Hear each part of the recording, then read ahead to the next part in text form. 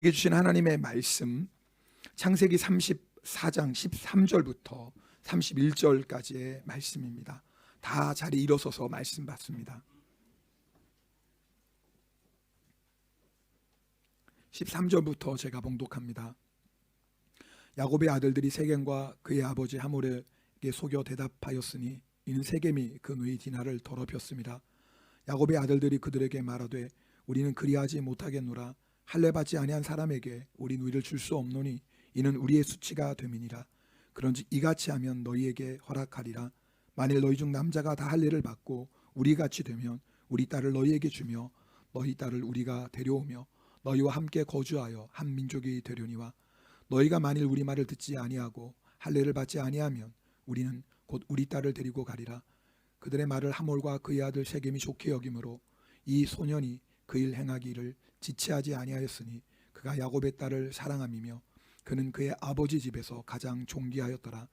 하몰과 그의 아들 세겜이 그들의 성읍문에 이르러 그들의 성읍 사람들에게 말하여 이르되 이 사람들은 우리와 친목하고 이 땅은 넓어 그들을 용납할 만하니 그들이 여기서 거주하며 매매하게 하고 우리가 그들의 딸들을 아내로 데려오고 우리 딸들도 그들에게 주자.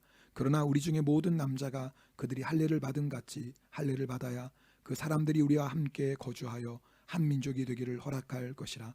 그러면 그들의 가축과 재산과 그들의 모든 짐승이 우리의 소유가 되지 않겠느냐. 다만 그들의 말대로 하자. 그러면 그들이 우리와 함께 거주하리라. 성문으로 출입하는 모든 자가 하몰과 그의 아들 세겜의 말을 듣고 성문으로 출입하는 그 모든 남자가 할례를 받으니라.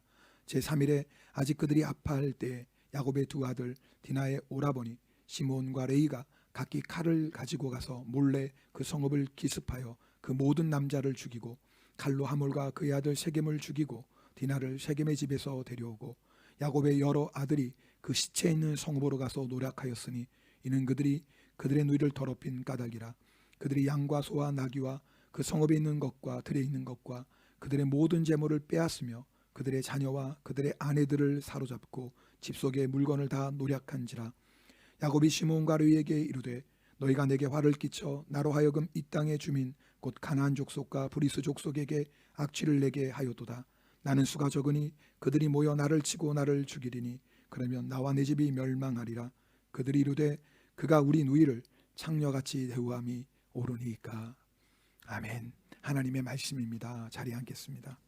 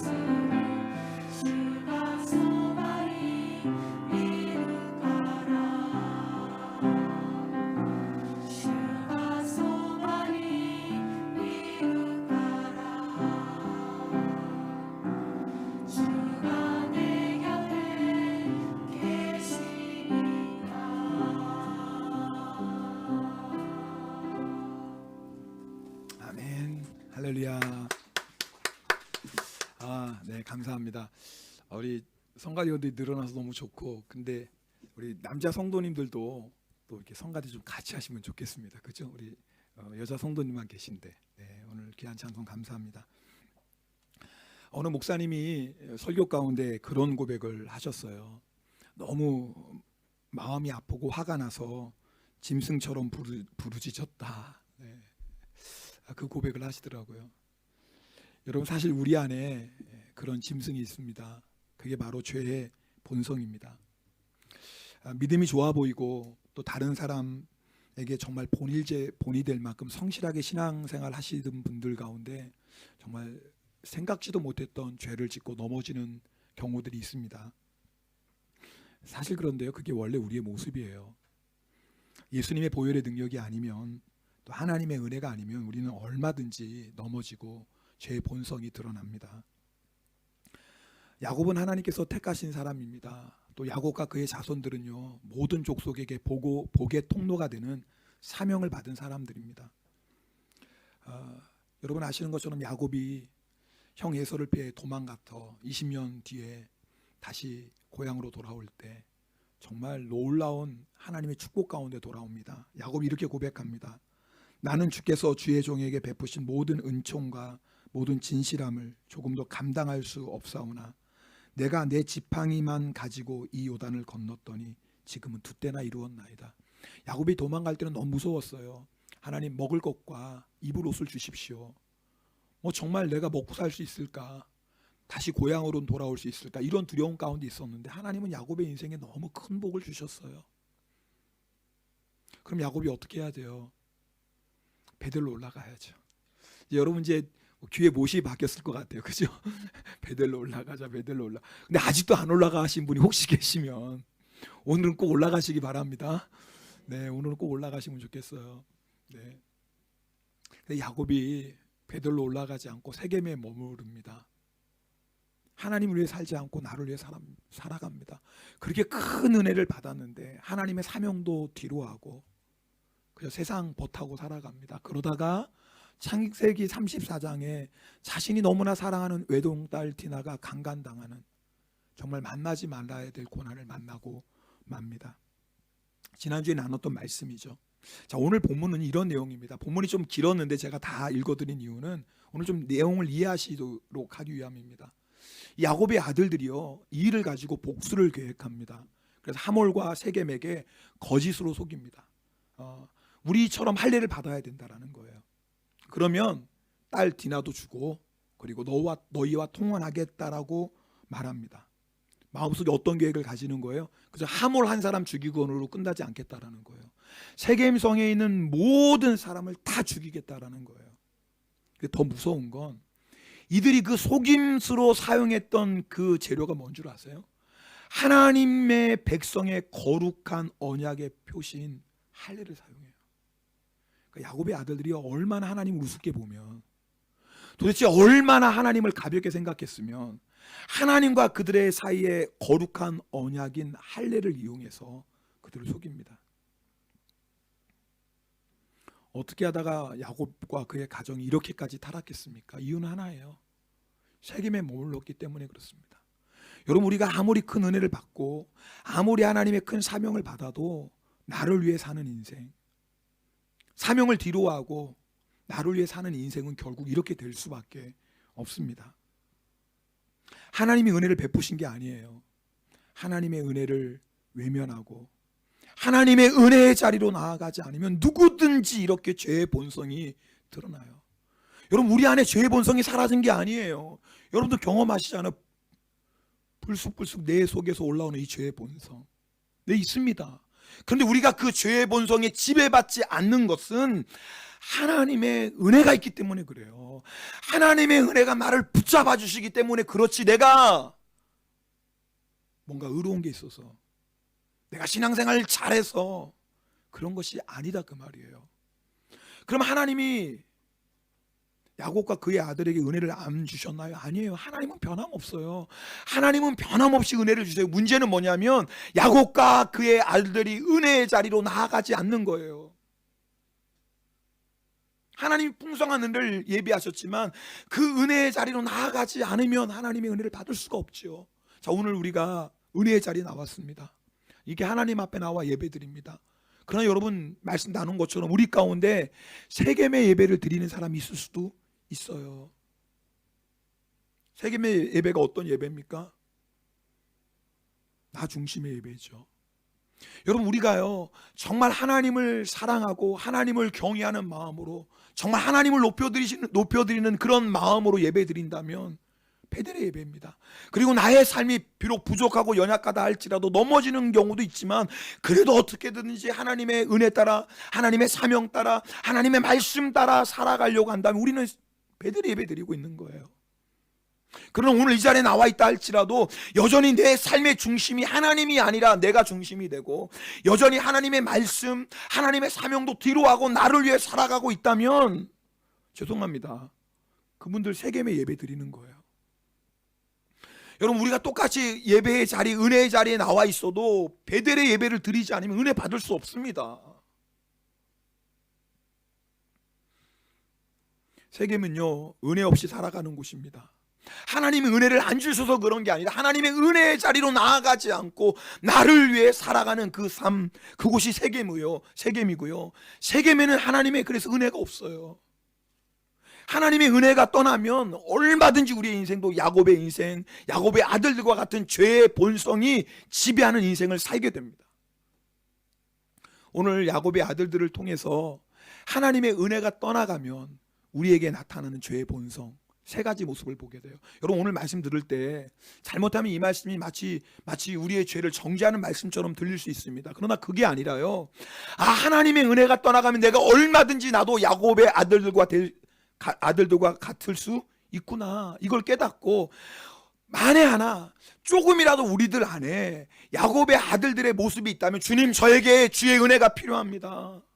주님 저에게 오늘 이 예배를 통해서 그 은혜를 부어주십시오. 하나님의 은혜가 떠나면 저도 죄의 본성에 지배받는 인생이 될 수밖에 없사오니 하나님 오늘 이 예배를 통해서 저에게 은혜를 주십시오. 그런 마음으로 말씀을 받고 예배 드리시면 좋겠어요. 하나님의 은혜가 떠나갈 때 우리 안에 죄의 본성이 나타납니다. 그 첫 번째 모습은 분노예요. 우리 25절 말씀 함께 읽겠습니다. 오늘 본문 25절 같이 읽겠습니다. 제3일에 아직 그들이 아파할 때에 야곱의 두 아들 디나의 오라버니 시므온과 레이가 각기 칼을 가지고 가서 몰래 그 성읍을 기습하여 그 모든 남자를 죽이고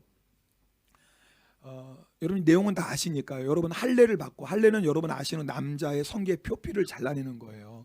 뭐 마취도 없이 칼로 잘랐으니 그것도 좋은 칼이겠습니까? 그러니까 할례를 받고 3일째 되는 날이 여러분 이 염증과 고열로 가장 고통스러운 시간이에요. 3일째 되는 날이 거의 움직이지를 못합니다. 그러니까 여러분 이 야곱의 아들들이 쉽게 세겜의 사람들을 죽일 수 있었던 거죠. 여러분 이건요 복수가 아니에요. 이건 학살이에요. 출애굽기 21장 23절에서 25절 말씀 우리 함께 읽겠습니다. 출애굽기 21장부터 있는 말씀인데요. 같이 읽겠습니다. 그러나 다른 애가 있으면 갚되 생명은 생명으로 눈은 눈으로 이는 이로 손은 손으로 발은 발로 된 것은 된 것으로 상하게 한 것은 상함으로 때린 것은 때림으로 갚을지니라. 자 그러니까 누가 내 눈을 상하게 했다면 나도 똑같이 눈을 상하게 하고 누가 내 이를 상하게 했으면 나도 똑같이 이를 상하게 이걸 동해 똑같은 해를 주는 보복법이라고 해요. 동해 보복법. 좀 언뜻 보면 이해가 안 돼요. 그런데 여러분 이 하나님의 율법은요 너무나 우리의 죄의 본성을 잘 보여주고 그 죄의 본성대로 살지 말라는 율법이에요. 무슨 말이냐면 누군가가 내 눈을 해하면 우리는 그 사람의 눈 해하는 정도 가지고 만족이 안 돼요. 어떻게 해야 돼요? 생명을 빼앗고 싶습니다. 우리가 흔히 하는 말 있잖아요. 내 눈에서 눈물 나게 하면 우리는 상대편에서 뭐예요? 피눈물 나게 해야 돼요. 내 눈에서 눈물 나게 했는데 그 정도 똑같이 해가지고는 내가 성이 안 차요. 내 눈에서 눈물 나게 해? 감히 네가 나를? 네 눈에선 피눈물 날 줄 알아. 이게 우리 안에 있는 분노예요. 성도 여러분, 우리가요 분노의 마음을 빼앗기면 어떤 일이 일어나는 줄 아세요? 그 분노를 풀기 위해서 수단과 방법도 가리지 않아요. 죄 은혜가 떠나고 죄의 본성이 고개를 들면 가장 먼저 나타나는 것이 분노예요. 혹시 여러분 안에 마음에 분노가 있다면 여러분 이거는 영적인 문제예요.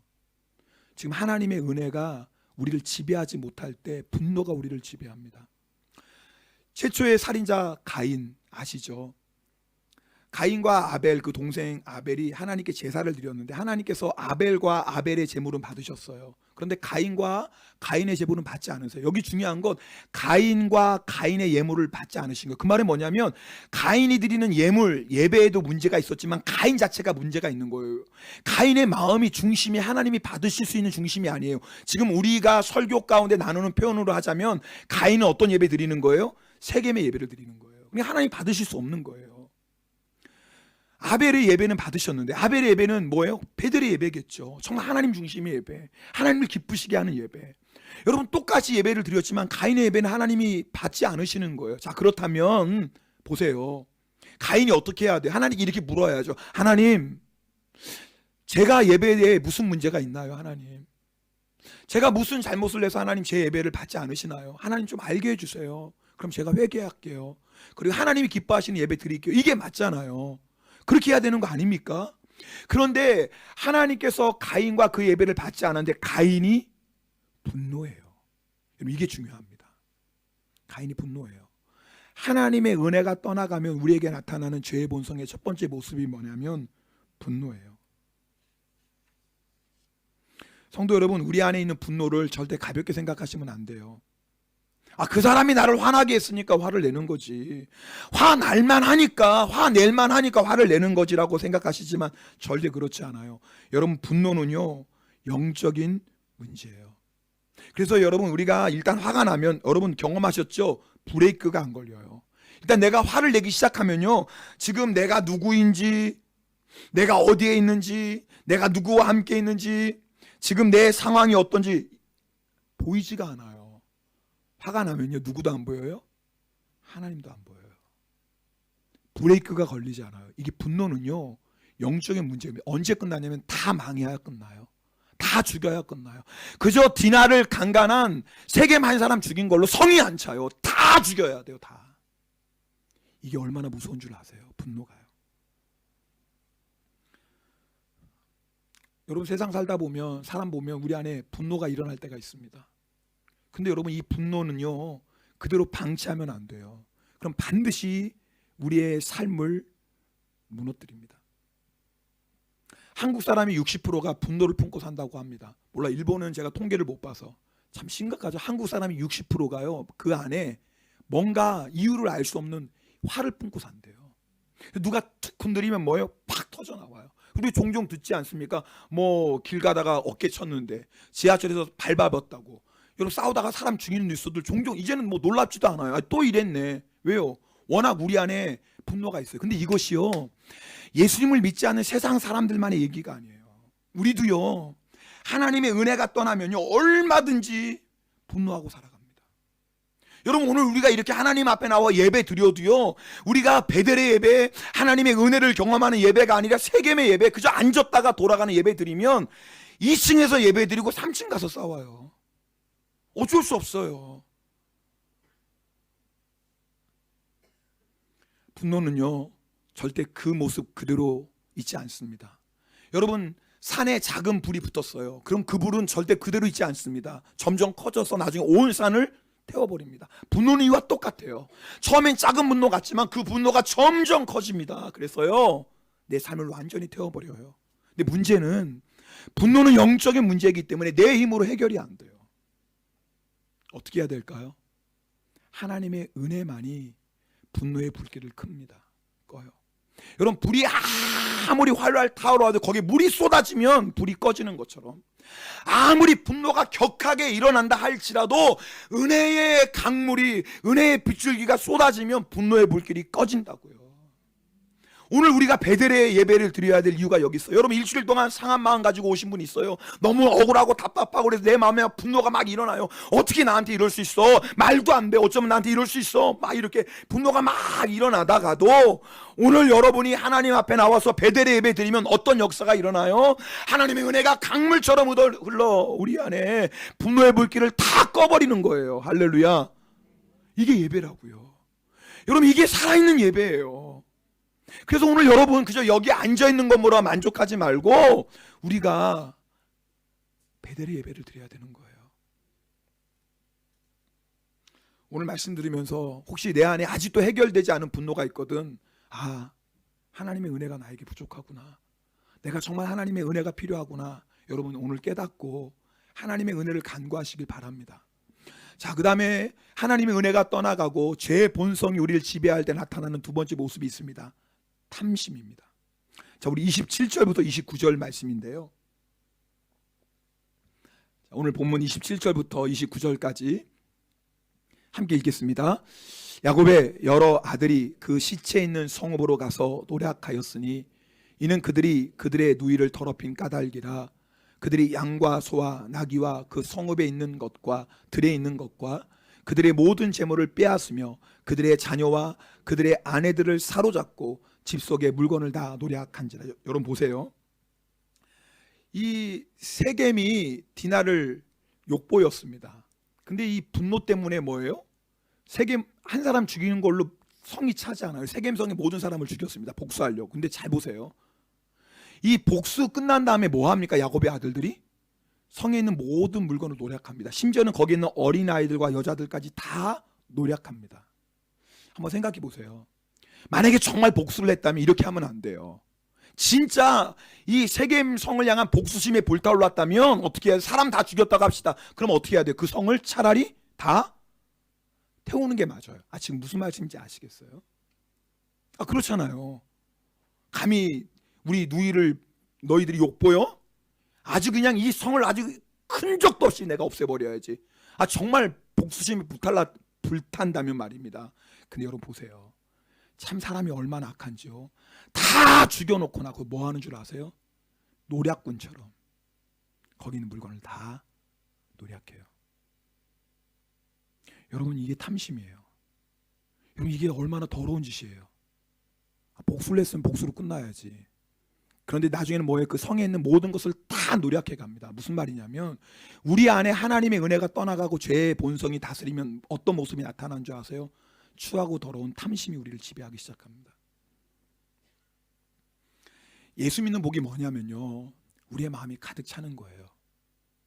여러분 은혜를 받았을 때 한번 잘 생각해 보세요. 그럼 우리 심령이 너무 충만해졌어요. 디모데전서 6장 8절 우리가 먹을 것과 입을 것이 있은즉 족한 줄로 알 것이라. 성경은 먹을 것 필요 없다 절대 그렇게 말하지 않아요. 여러분 극단적인 신앙 말하지 않아요. 우리가 육신을 입고 있기 때문에 우리 먹을 것 필요하고 입을 것 필요해요. 그리고 일용할 양식을 구하라고 하나님 분명히 말씀하셨고 하나님 우리에게 일용할 양식을 주세요. 그래서 여러분 우리가 먹을 것과 입을 것이 있으면 만족한 거예요. 감사한 거예요. 왜 그럴 수 있습니까? 주님이 함께 하시니까. 오늘 성가대 찬양했잖아요. 주가 소반이 이룩가라. 근데 그러니까 만족하는 거예요. 주님이 나와 함께 하시니까. 그런데요, 세겜에 사는 사람의 모습이 있습니다. 뭐냐면 먹어도 채워지지가 않아요. 그럼 뭐 더 좋은 거 먹어야 돼요. 좋은 것을 입어도 채워지지가 않아요. 더 좋은 것 입어야 돼요. 아무리 가져도 채워지지 않아요. 여러분 아시죠? 우리의 심령은 그리스도 예수가 아니면 절대 채워지지 않아요. 세상 사람들도 인생의 허무함을 압니다. 왜? 영적인 존재잖아요. 세상 사람도 영적인 존재니까 예수를 믿지 않아도 그들의 마음에 허무함이 있어요. 근데 이유를 모르죠. 왜 이렇게 나는 채워지지 않지? 나름대로 모으고 나름대로 즐기고 나름대로 성공하고 나름대로 내가 힘 있는 사람이 되었는데 여전히 내 마음이 채워지지 않는 거예요. 근데 그 이유를 몰라요. 모르죠. 우리가 영적인 존재라는 걸. 해결 방법도 몰라요. 예수 그리스도 외에는 절대로 우리의 심령이 채워질 수 없는 걸 몰라요. 모르니까 뭐예요? 허무하지만 계속 그렇게 살아야죠. 더 가지면 내가 채워질까? 더 즐기면 더 채워질까? 더 높아지면 채워질까? 더 유명해지면 채워질까? 그리고 살아가요. 그런데 예수 믿는 사람의 복이 뭡니까? 주님으로 채워지는 거예요. 주님으로 채워져요. 먹을 것이 있어도 감사, 초라해도 주님 때문에 만족하는 거예요. 왜요? 이것이 베델레 거하는 자의 축복이에요. 여러분, 우리가 예수 그리스도를 믿으면서도 우리의 모든 것을 채워주고 우리의 영혼에 참된 만족을 주시는 예수 그리스도를 믿으면서도 내 마음이 채워지지 않고 자꾸 허전하고 곤고한 이유가 뭔 줄 아세요? 세겜에서 살아서 그래요. 나를 위해 살아서 그래요. 하나님의 사명도 뒤로하고 하나님의 나라와 하나님의 의를 위해 살지 않고 나를 위해, 세상 나라를 위해 살면 반드시 허무함 속에 살아갈 수밖에 없습니다. 그러니까요, 추하고 더러운 것도 상관없어요. 성도는, 우리가요, 많으면 좋죠. 여러분, 가질 수 있으면 가지십시오. 얻을 수 있으면 얻으세요. 그러나요, 아무리 가질 수 있어도 가져서는 안 되는 게 있어요. 맞죠? 내가 아무리 얻을 수 있어도 얻어서는 안 되는 게 있어요. 맞습니까? 네, 그럼요. 아브라함이 그랬어요. 창세기 14장에 보면 아브라함이 북방 연합군을 물리치고 롯을 구해냅니다. 롯을 구할 때 소돔왕도 구원받죠. 그때 소돔왕이 아브라함에게 얘기합니다. 이 사람들은 나에게 돌려주고 모든 물건은 아브라함이 가지라고 얘기해요. 사실 소돔왕은 그렇게 말할 필요도 없어요. 왜냐하면 전쟁에서 이겼다면 이긴 자의 이긴 자의 물건이 전리품이에요. 그러니까 사실 그 모든 물건은 다 누구 거예요? 원래 아브라함 거예요. 여러분, 생각해 보세요. 5나라로부터 약탈했어요. 북방의 연합군이 소돔과 고모라를 포함해서 5나라의 물건을 다 약탈해 갔다고요. 여러분, 도대체 얼마나 어마어마한 물건이겠어요. 근데요, 아브라함이 내가 실 한 오라기도 안 갖겠다 그래요. 참, 이건요, 기가 막힌 일이에요. 아브라함은 얼마든지 그 전리품을 가질 수 있어요. 그리고 그냥 한두 푼이 아니에요. 5나라로부터 빼앗은 전리품이니 어마어마한 거예요. 그런데 아브라함이 대단해요. 나 너희 물건 실 한 오락이라도 난 가지지 않아. 왜냐하면 부정한 재물이니까. 그 더러운 거야. 난 더러운 거 취하지 않아. 왠 줄 알아? 만군의 하나님이 나와 함께 계시는데 부정한 방법으로 더러운 죄로 얻은 건 나는 원하지 않아. 여러분, 이게 그리스도인의 자존심입니다. 아십니까? 이게 자존심인 거예요. 이게요, 아무리 막대한 재물이라도 하나님이 기뻐하지 않는 재물, 더러운 건 나 취하지 않겠다라는 거예요. 자, 오늘 이 아브라함의 모습을 생각하면서 야곱의 아들들을 보십시다. 여러분, 야곱이 가난한 사람이 아니에요. 여러분, 세겜 사람들이요, 이 하몰과 세겜의 이야기를 듣고 할례를 받았던 이유는 뭐냐면 야곱이 어마어마한 재물을 가지고 있는 거예요. 그러니까 야, 야곱 대단하잖아. 저 어마어마한 재물이 있는데 우리 통원하면 돼. 우리 할례만 받으면 야곱에 있는 모든 가축과 재물들 시간이 되면 다 누구 거예요? 우리 거가 될 거야. 그냥 쉽게 말하면 야곱은요, 재벌이에요, 재벌. 자, 그러니까 여러분, 야곱의 그 모든 재물은 다 누구 게 돼요? 야곱의 아들들 거 돼요. 상속세 낼 것도 없어요. 다 야곱의 아들들 거예요. 일평생 쓰고 써도 다함이 없는 재물이라고요. 이 정도면 되지 않았나요? 이 정도 가지면 됐잖아요. 그런데 세겜에 머물면 만족함이 없어요. 세겜에 머물면 그렇게 많이 가져도 채워지지가 않아요. 그러니까 그 더러운 것, 사람을 그렇게 학살하고 남은 그것도 다 내 것으로 취해야 돼요.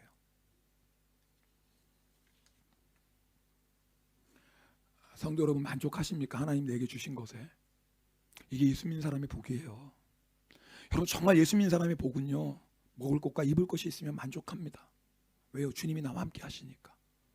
세상 거 필요 없다는 게 아니에요. 주시면 감사하고 없어도 감사해요. 왜요? 주님이 때를 따라 주시고 우리 인생을 책임져 주시는데, 부유하다고 해서 교만할 거 없고 다른 사람이 가진 거 내가 못 가졌다고 해서 불평하고 원망할 거 없어요. 왜요? 주님이 나와 함께 계시니까. 이것이 예수 믿는 복인데 우리가 세겜에 살면 이 복을 잃어버리고 살아요. 그리고 세상 사람처럼 헛된 것으로 계속 채우려고 해요. 험한 인생을 살아가게 돼요. 세 번째, 우리가 은혜가 떠나가고 죄인의 본성이 우리를 지배할 때 나타나는 모습이 자기의예요. 자, 우리 30절 말씀 봅시다. 자, 야곱이 시므온과 레위에게 이렇게 말해요. 30절 함께 읽겠습니다. 시작. 야곱이 시므온과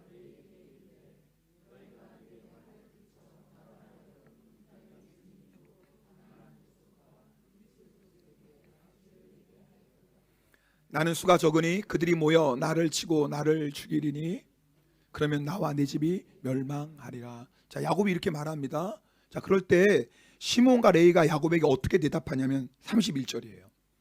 함께 읽겠습니다. 시작. 그들이 이르되 그가 우리 누이를 창녀같이 대우함이 옳으니까. 자, 여러분 보세요. 세겜이 디나를 강간한 거 옳은 일이에요, 악한 일이에요? 악한 일입니다. 뭐 두말할 것도 없죠. 악한 일이에요, 악한 일이에요. 자, 그러면 잘 생각해 보세요. 세겜이 디나를 강간한 건 너무나 악한 일이에요. 그러면 그 악한 세겜을 죽이고 그 일 때문에 세겜성 모든 사람을 죽인 일은 옳은 일인가요? 여러분 어떻게 생각하십니까? 옳은 일인가요? 아니에요. 더 악한 일이에요. 자, 지금 무슨 말씀인지 아시겠어요? 세겜이 디나를 더럽힌 건 악한 일이지만 그것 때문에 세겜을 죽이고 세겜 죽임으로 끝난 거 아니라 세겜성에 있는 모든 사람을 다 죽이고 거기 있는 물건을 다 노략한 건 훨씬 더 악해요. 근데 여러분 지금 시몬과 레위의 말을 들어보세요. 자기들은 의로워요. 우리가 무슨 잘못이에요, 아버지? 우리가 잘못한 거 있습니까? 세겜이 우리 누이를 더럽혔잖아요. 아, 그런 자는 씨를 말리지 말고 죽여야죠. 당연한 거죠. 당연한 거죠. 마치 시몬과 레위가 정의의 사도가 됐어요. 그죠? 아, 당연한 거. 자기들은 불법을 심판한 자들이에요. 여러분 이게 무서운 함정인 거 아세요? 맞습니다. 세겜이 잘못했어요. 악을 행했어요. 그런데요, 시므온과 레위가 한 것은 훨씬 더 악한 일이에요. 나중에 야곱에게 이로 인하여서 두 사람은 저주를 받습니다. 그건 그냥 저주가 아니에요. 야곱의 저주는 하나님의 저주와 같아요. 이게 하나님이 얼마나 보시기에 악한 일입니까? 그럼에도 불구하고 시므온과 레위는 자기를 어떻게 생각했어요? 의롭다고 생각했어요. 예수님께서 종교 지도자들을 책망하실 때 이렇게 말씀하십니다. 뭐라고 말씀하냐면 세리와 창녀들이 너희보다 천국에 먼저 들어가리라 그랬어요. 그 말 듣고요, 종교 지도자들은 굉장히 기분 나빴을 거예요. 왜요? 죄인 중에 죄인이 세리와 창녀거든요. 아니 비교할 게 비교할 사람하고 비교를 해야죠. 감히 종교 지도자들, 백성들이 볼 때 종교적으로 윤리적으로 정말 거룩한 종교 지도자들을 어떻게 세리와 창녀와 비교합니까? 감히. 종교자들이 얼마나 기분이 나빴겠어요. 근데 그 내용이 더 기가 막혀요. 너희보다 창녀가 먼저 천국에 들어갈 거래요. 이게 말이 됩니까? 근데 왜 그러셨을까요? 아, 도대체 종교 지도자들이 가지고 있는 죄가 뭐예요? 뭔 줄 아세요? 내가 의롭다고 생각하는 거예요. 나는 의로워요. 그래서 백성들을 판단하고 정죄하고 자기들이 누구 자리에 앉았어요? 하나님의 자리에 앉았어요. 이게 교만이에요. 여러분 아십니까? 아무리 세리와 창녀가 추하고 더러운 죄를 졌어도 내가 하나님의 자리에 앉아서 내가 의롭고 그 의로움으로 함부로 판단하고 정죄한다면 나는요 지금 하나님의 자리에 앉아있는 가장 무서운 죄, 교만의 죄를 짓고 있어요. 근데 자기는 몰라요. 여러분 교만의 죄가 무서운 건요, 자기가 얼마나 교만한지를 몰라요. 나는 의롭거든요. 네, 맞아요. 세겜이 잘못했죠. 어떻게 세겜이 그렇게 강간하는 악한 죄를 저지릅니까? 맞습니다. 악한 죄를 저질렀어요. 그런데 자기는 지금 하나님의 자리에 앉아서 판단하고 정죄하는 교만한 죄를, 더 무서운 죄, 교만한 죄를 짓고 있는 걸 자기는 모르고 있어요. 여러분 이것이요 은혜가 떠난 다음에 우리에게 나타나는 세 번째 모습이에요. 여러분 우리 은혜 받으면 어떤 마음이 나타나요? 주님, 내가 죄인입니다. 여러분 다 은혜 받을 때 경험하시죠? 우리가 주님 처음 만나고 은혜 받았을 때 제일 먼저 나왔던 고백이 뭐예요? 주님, 나는 죄인입니다. 주님, 나는 죄인입니다. 주님, 나를 떠나소서. 나는 너무 추하고 더러워서 주님, 나는 죄인인데 도대체 주님이 나 같은 죄를 왜 사랑하시고 나를 용서하십니까? 주님, 내가 뭐라고 나에게 이런 은혜를 베푸십니까? 여러분 은혜 받은 자들이 똑같은 고백이에요. 여러분 은혜 받았을 때 다 이런 고백하셨어요. 주님의 은혜가 너무 감격해서. 여러분 이런 사람이 뭐 누구를 판단하고 누구를 정죄합니까? 내가 죄인이고 나 같은 죄인을 주님이 사랑하고 용서하셨는데 이런 은혜 받은 내가 누구를 판단하고 누구를 정죄해요? 근데 여러분 아세요? 은혜가 떠나가면 우리 안에 죄인의 본성이 나타나요. 그게 바로 나의 의로움, 나의 교만함이에요. 오늘 말씀은 우리 죄를 정죄하는 말씀이 아니에요. 무슨 말이냐면 우리가 은혜 없이는 살 수 없는 존재라는 걸 여러분에게 지금 나누고 있는 거예요. 여러분, 우리는요 은혜 없으면 이렇게 살아가요. 목사, 소용없어요. 하나님의 은혜가 저를 떠나가면 저도요 이렇게 분노하고 살아가고요. 하나님의 은혜가 저를 지배하자면 제 안에 이 탐심이 얼마나 강한지 몰라요. 여러분, 하나님의 은혜가 떠나가면 저도요 판단하고 정죄한 죄를 수도 없이 씻습니다. 사람은 누구나 다 똑같아요. 우리에게 필요한 건 하나님의 은혜예요. 여러분, 분노가 아무리 우리 안에 불같이 일어나도 오늘 이 시간에 은혜의 담비 내리면 분노의 불이 꺼지고 하늘의 평강이 임합니다. 여러분, 우리 안에 이 추하고 더러운 욕심이 막 일어나도요 우리가 은혜 가운데 주님을 만나면 먹을 것과 입을 것이 있는 것만으로 만족해요. 여러분, 우리 안에 오늘 이 시간에 나를 다른 사람을 판단하고 정죄하고 나의 교만함을 모르고 살아간다 할지라도 오늘 하나님의 은혜의 담비가 내리면 주님, 제가 교만했네요. 주님, 제가 제일 큰 죄인이네요. 나의 죄도 보지 못하고 다른 사람 죄를 판단하고 정죄했으니 주님, 나 같은 죄인이 어디 있습니까? 오늘 이렇게 고백하게 돼요. 오늘 우리에게 필요한 건 주님의 은혜입니다.